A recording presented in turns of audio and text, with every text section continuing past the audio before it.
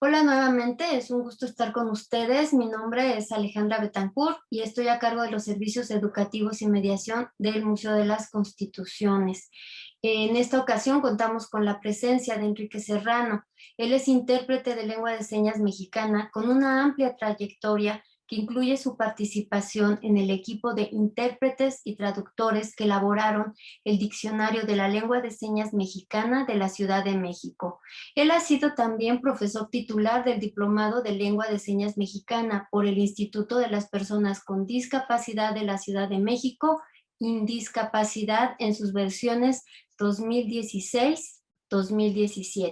La verdad es que la semblanza que tenemos de Enrique es muy amplia, es alguien que muchas y muchos de ustedes han visto en televisión, tanto abierta como cerrada, y en sesiones de la administración pública. Es un honor tener aquí a Enrique que haya aceptado la invitación junto con Indiscapacidad a formar parte de la serie Conóceme, Inclúyeme, que el Museo de las Constituciones de la UNAM, en colaboración con la Red de Museos para la Atención a las Personas con Discapacidad, ha venido publicando en torno a los días mundiales e internacionales de concienciación sobre los distintos tipos de discapacidad. Enrique, bienvenido, un gusto, como les digo, como ya lo he comentado. Y antes que nada me gustaría pues que nos platiques eh, ¿qué, qué te llevó a ti a estudiar lengua de señas mexicana? Cuando yo estaba más joven, una amiga mía me invitó a poder apoyar a una persona sorda. Era un joven y por lo regular se le daban clases bíblicas. Entonces, por ahí comencé. Casi muchos de los que somos intérpretes comenzamos con el apoyo a la comunidad de personas sordas de esta manera. Y ya después que comencé a seguir apoyando a las personas sordas de esta forma, aprendí lengua de señas y después con el tiempo pues me fui formando como intérprete. Pues es interesante, ¿en tu familia hay personas sordas? ¿Tú conocías antes de esta experiencia alguna persona sorda? No, fíjate que fue mi primera persona sorda que conocí y de hecho fue quien me dio la seña, mi seña particular o mi nombre en lengua de señas, Enrique. Y para ese tiempo, pues no tenía ningún familiar. Ahora pues mi familiar es mi esposa, ella es sorda, nos conocimos y pues ya sabía yo lengua de señas y pues para mí no fue un impedimento el idioma y poderme casar con ella. Qué bien. ¿Qué es la lengua de señas mexicana? Sí, la lengua de señas mexicana es importante que se destaque, primero que nada, que no es un lenguaje como muchas personas lo creen, es una lengua o un idioma. Este idioma es el idioma de la comunidad de personas sordas que se utilizan signos articulados con las manos, necesitas utilizar las manos, viene acompañada con expresiones faciales, con la mirada intencional para el mensaje. El movimiento corporal tiene también ahí que ver con la gramática. Es la función lingüística de la comunidad. Si la comunidad se quiere comunicar, lo va a hacer mediante esta lengua. Y es como cualquier otra lengua oral, como si fuera el español, el inglés, el francés. Tiene gramática y tiene vocabulario amplio como tal, como una lengua. Enrique, ¿qué en tu experiencia, en tu trayectoria, cuáles han sido los mayores retos a los que te has enfrentado? Bueno, uno de los mayores retos siempre es al principio cuando no conoces el idioma, pues aprenderlo, ¿verdad? Aprenderlo de la mejor manera, porque pues si bien ahorita ya hay muchos lugares donde puedes aprender, hay parte del gobierno, parte de las asociaciones civiles, pero en mi tiempo pues no había muchísimo, o sea, casi siempre practicabas con las personas, ¿no? Y eso es mucho mejor, creo que los mejores maestros son las personas sordas, y ese fue como el reto. Y ya cuando uno decide ser intérprete, pues el otro reto es buscar dónde puedes formarte. Por lo regular, no hay una licenciatura abierta. Ahora ya hay algunos lugares que te enseñan sobre el tema de la interpretación. Puedes hacer interpretación. Por lo regular siempre es si quieres hacer la licenciatura es interpretación al español y el inglés, pero no como tal lengua de señas. Entonces, eso es uno de los retos. Pero también, conforme ha pasado el tiempo, también hay lugares como las asociaciones de intérpretes o grupos así, que ya son personas que tienen experiencia en este ámbito y pues los vas logrando vencer con eso. Claro. Eso quiere decir que, pues como profesión, es una profesión bastante joven, ¿no? Porque bueno, tú eres bastante joven. Entonces dices, en mi tiempo no había, pero bueno, eres, no sé, estás en tus 30 cuando mucho. O sea Sí. que estamos hablando de que, no sé, hace 6, 7 años cuando tú comenzaste, o no sé cuántos serían, no había toda esta, digamos, estas oportunidades. ¿Por qué es el cambio? ¿A qué piensas tú que se deba que se haya ampliado ya ahorita este espacio? Yo creo que para mucho en el tema de la discapacidad, pues ha sido el que México ratifique la Convención de las Personas con Discapacidad y que lo comience a hacer, ¿no? Porque a veces sí son los tratados internacionales, pero hasta que el país empieza a hacer esos cambios, se ven. Y ahora es mucho de eso. El gobierno ha empezado a abrir esas puertas y a voltear a ver la necesidad que tiene la comunidad de personas sordas para que puedan ellos tener servicios en su idioma. Y por eso, pues se ve la necesidad de intérpretes y ahora hay muchos que van saliendo. Hay muchas personas como yo que a lo mejor son más jóvenes y que ya están interpretando y se van enfrentando con esos retos porque ya hay más lugares para interpretar. Eh, una pregunta, yo he oído que, bueno, una cosa es la lengua de señas mexicanas, por ejemplo, el 23 de septiembre se celebra la lengua de señas en general, no es la de México, no es sino la lengua de señas. ¿Cómo es esto? O sea, ¿por qué hay distintas lenguas? ¿Por qué se le dice mexicana en vez de decirle, no sé, pues una sola? ¿Es para todos? Sí, porque la lengua de señas no es universal. La lengua de señas va de acuerdo a cada país. Lengua de señas mexicana porque es de México. Si hablamos de la lengua de señas americana, pues es de Estados Unidos. Tienen variaciones. Sí, tienen algunos componentes muy similares, pero no quiere decir que sean iguales.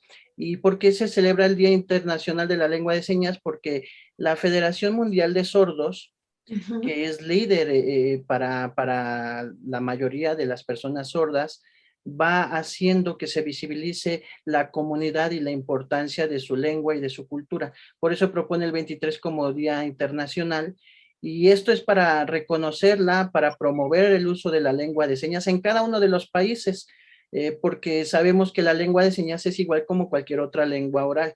Entonces promueve que en estos países pues se den servicios en su lengua de señas para la educación, para la salud, para todo ámbito, porque lo que quiere es preservar y hacer difusión de la diferencia lingüística que tenemos y cultural, porque nosotros como mexicanos, sí, todos somos mexicanos, hablamos algunos español, pero las personas sordas hablan lengua de señas y además tienen su cultura, porque son un grupo minoritario quizás, pero aunque sean diferentes en cultura, pues seguimos siendo mexicanos, ¿no? Una persona que sabe lengua de señas americana y una persona que sabe lengua de señas mexicana, es probable que se entiendan un poquito, pero no al 100 si ninguno sabe de o otra lengua. Alguna vez alguien comentó que hicieron una conexión, un ejercicio, ¿no? Una experiencia en la que niños desde un museo, no sé, me parece que era de Berlín o de Alemania, no sé exactamente si era de Berlín, pero con niños de Colombia los pusieron en contacto. Y esto que tú dicen que, bueno, que comentas, perdón, que al principio no se entendía, ¿no? Y que después de 10 minutos ya estaban platicando, como que encontraron fácilmente herramientas mucho más rápidas de comunicación que a lo mejor si hubieran sido mantenido la lengua oral, ¿no? O sea, hubieran querido hablar en alemán o en español, pero que en este caso empezaron a fluir y entonces dicen que se hizo una dinámica muy interesante, ojalá se hubiera podido ver, pero pues supongo que tiene que ver con esto, ¿no? Que hay varias convenciones en las que hace que también sea, pues no sé, hay una lógica en la lengua de señas que permite que los demás vayan deduciendo, ¿no? Sí, claro, claro, sí, comparten, por ejemplo, algunos gestos, los movimientos del cuerpo que te hacen entender. A lo mejor no te hacen esto de comer, pero te hacen esto de comer y así, y el gesto, entonces, está hablando algo de comida, ¿no? Entonces es más fácil que se puedan comprender. ¿Cuáles son los riesgos, Enrique, y lo digo aquí para los compañeros de pues los museos, del personal de museos, de las instituciones, de a veces asistirnos de personas que no tienen una formación profesional en el sentido estricto, ¿no? ¿A qué me refiero? Que sean personas o personas sordas o personas que tienen algún manejo de la lengua de señas, pero que no tengan una formación en el sentido estricto profesional de, por ejemplo, pues bueno, como intérprete, ¿no? O como profesor, y pues esto seguramente va a acompañar situaciones complicadas en las instituciones, ¿no? ¿Cuáles son los riesgos? ¿Cómo alguien puede pedir o solicitar o saber? Porque alguien que no sabe lengua de señas, pues si me llega una persona y me dice que la maneja, pues confiaré, ¿no? Podría ser que confíe, pero tú me dices que hay pocas instituciones, bueno, que ya empieza a haber asociaciones de intérpretes. ¿Cómo sé qué les debo de pedir? ¿No? Un certificado, años de experiencia. ¿Qué recomendarías o qué nos opinas en torno a esto? Sí, para empezar hay que visibilizar primero que el intérprete es ese profesional que va a hacer la restitución de una lengua a otra lengua, sea de forma oral o en este caso en lengua de señas, ¿no? Entonces esta persona tiene que tener estudios sobre la interpretación. ¿Qué le puedes pedir a un intérprete de lengua de señas? Por lo regular, solo en México para la regulación solo está la certificación de competencias de conocer. Puede ser que alguien sea certificado y tenga esa certificación.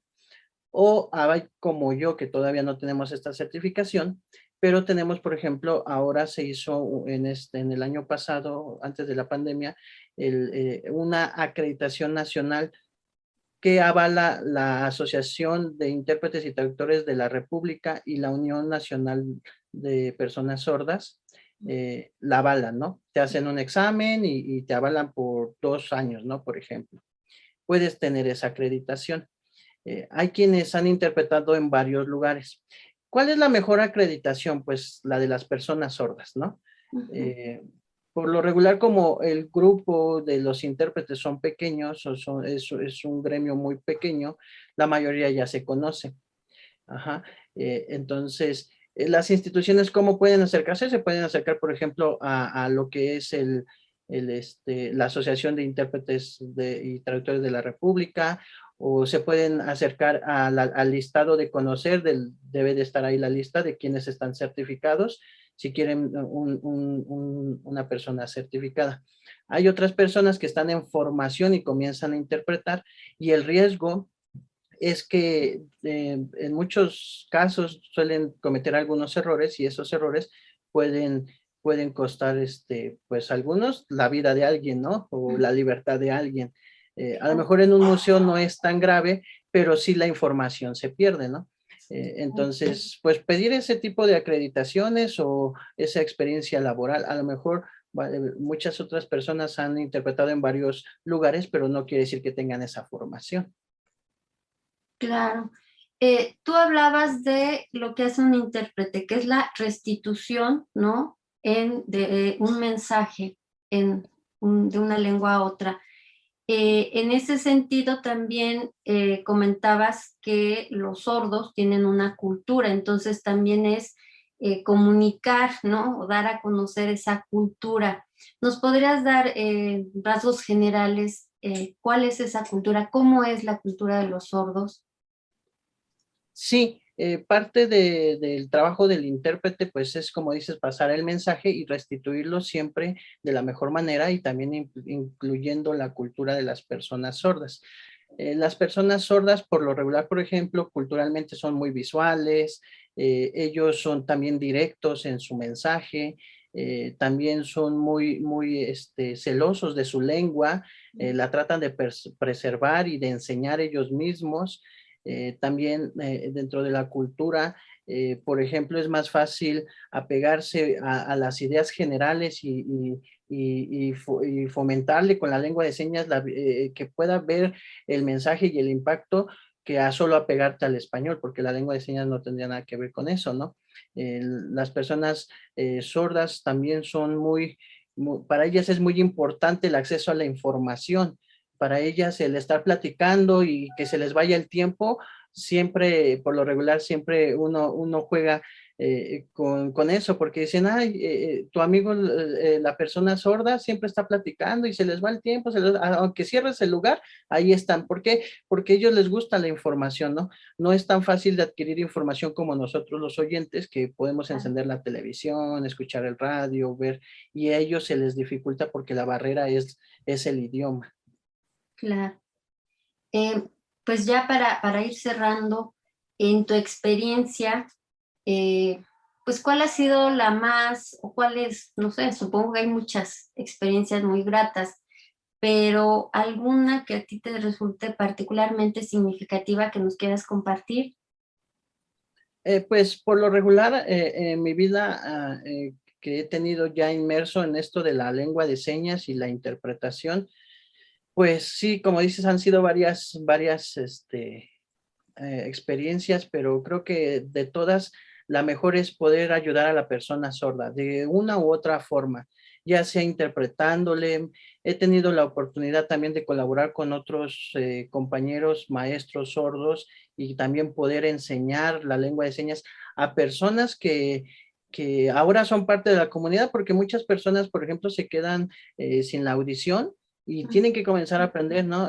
Yo recuerdo a un señor que en uno de nuestros grupos en el instituto, él tenía como, ¿qué serán? Yo creo que sus 75 años y el señor ya estaba perdiendo la audición, casi no escuchaba y iba a aprender lengua de señas, entonces estábamos ahí enseñándole y creo que eso también es parte de nuestro trabajo, poder fomentar el uso de la lengua de señas a estas personas que también pues ya la van a usar como herramienta en su vida, ¿no? Y eso pues a mí me agrada mucho, tratar de ayudar a las personas sordas, a las personas ya sea como yo pueda, ¿no? Interpretando o enseñando, eso creo que es lo más gratificante. Pues Enrique, muchísimas gracias también en Discapacidad por darnos esta oportunidad. Sabemos que están muy ocupados, este, pero bueno, creo que siempre es importante que la gente conozca un poco más, se acerque a qué es la lengua de señas mexicana, que también ahorita viene como un boom de moda, ¿no? Las canciones. Y entender también qué diferencias hay entre la lengua de señas como tal y todas estas, pues lo que mencionaste de manera tangencial, pero bueno, quizá para cerrar con eso nos digas la diferencia entre este español signado cuando uno canta y que se ve muy bien, ¿no? Nos dan ganas de bailar, ¿no? Sí. Pero que no es propiamente lengua de señas mexicana, ¿no? Muchísimas gracias y pues te dejo aquí que nos comentes esta última parte y si nos quieres hacer una frase, una cancioncita. Algo enseña, sí. Eh, Ajá. Bien, pues sí, primero es importante que, como dices, las instituciones o las personas se acerquen a la comunidad de sordos, a las asociaciones o, por ejemplo, en el instituto pueden preguntar, asesorarse para el tema de la lengua de señas y entonces no caer en este peligro que es el español signado, porque a veces hay personas que en lugar de interpretar en lengua de señas, lo hacen en español signado. Tú puedes decir una frase como, el niño está jugando con su pelota, y pareciera que yo lo hice en lengua de señas, y alguien que no sepa dice, ay, qué padre, hizo lengua de señas, pero no, lo que hice fue hacer la lengua de señas en el orden gramatical del español. Eso es el español signado o señado. Y entonces eso a la larga no le ayuda a la persona sorda, porque las personas sordas no saben leer el español al 100%, y si lo haces en el orden gramatical, pues se llegan a perder. Tendrías que utilizar la gramática de la lengua de señas. Entonces pásalo con las canciones. Por lo regular las canciones nos llegan a nosotros como oyentes porque lo podemos escuchar, y una persona sorda que realmente no ha podido escuchar la melodía o la canción, pues no es que sea triste para él porque no lo conoce. No, no, es como por ejemplo que yo te dijera, oye, ¿estás triste porque no has ido a la luna? Pues no, porque nunca he ido, o sea, no tengo por qué estar triste. Lo mismo con las personas sordas, oye, ¿estás triste porque no puedes escuchar la canción? Pues no, es más la representación de que se puede, ¿no? Entonces, en la lengua de señas, traducir una canción, pues es bastante complicado. Por lo regular, uno termina cayendo en el español signado, aunque se ve bonito, para algunos, para otros no les gusta, entonces puede ser sordos que sí les guste, puede ser sordos que no les guste, pero ese es el tema, ¿no? Entonces, igual, en lengua de señas, pues es eso.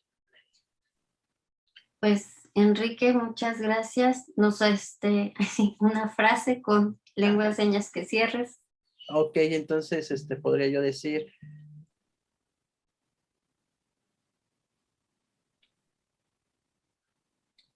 y les digo que por favor, que ustedes puedan aprender lengua de señas.